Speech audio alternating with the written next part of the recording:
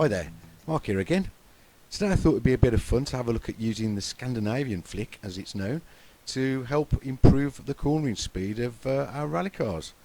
The technique gets its name from the rally drivers from Scandinavia in the 1960s, where they used it to flick the car on the approach to a corner in order to kick the back end out and get a nice drift all the way around and a nice straight exit.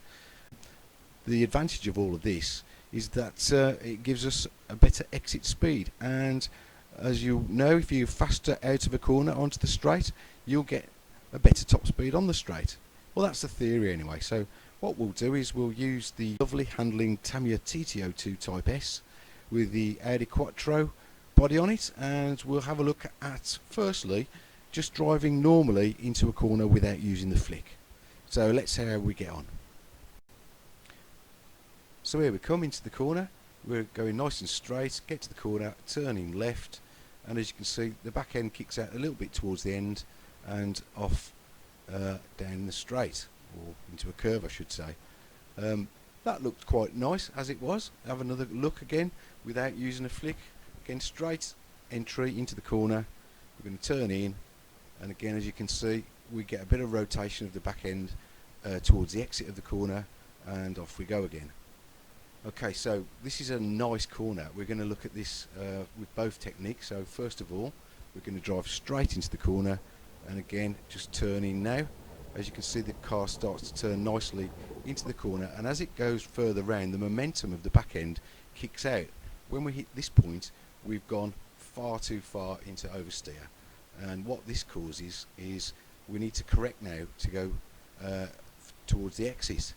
And as I steer, as you can see, to straighten the car up, it oversteers again, and we get a fishtail effect, and that dramatically reduces the speed onto the straight. So as you can see, turning normally into the corner, we have a few problems on the exit.